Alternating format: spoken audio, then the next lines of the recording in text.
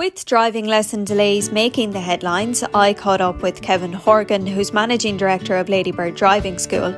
I spoke to him about the delays and I asked him if he had any advice for learner drivers. Tests backlogged, the RSA didn't stop testing applications, so the tests piled up. What happened then was that there was no test happening for 6 months, and then now there's 100,000 waiting to do their test and another 60-70,000 waiting to do their theory tests. All right, so there's a huge stress on the industry. There's not enough instructors to cope with that, and then pupils are finding it now that restrictions are easing. They're finding it difficult to get lessons and book in lessons, and some schools are 6-7 weeks before you can get an actual booking. The good schools, that is, So what has happened is that they've implemented more testers. They've taken on 40 more testers and a proposed new 40 more testers as well.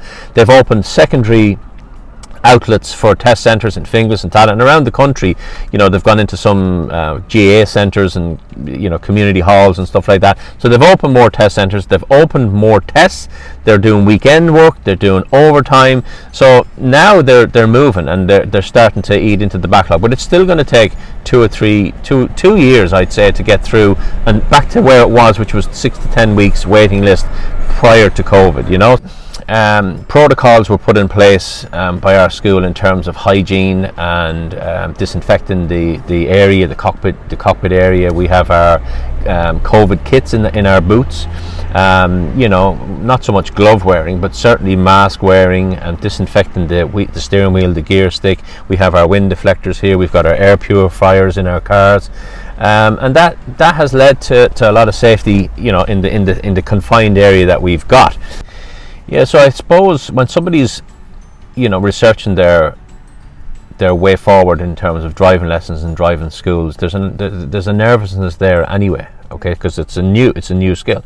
Some are more affected than others because of previous histories or previous trauma that makes them a little bit more apprehensive than the others, right?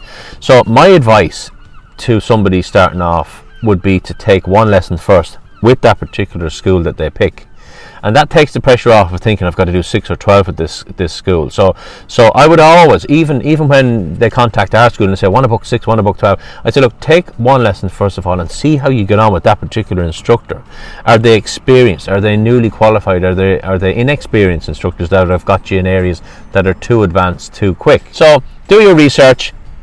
Look for the reviews, look for the pass rates on their social media, and you'll get a feel for where you think you should sway towards, and that's where most of the public will be going for their lessons as well. So that's the advice.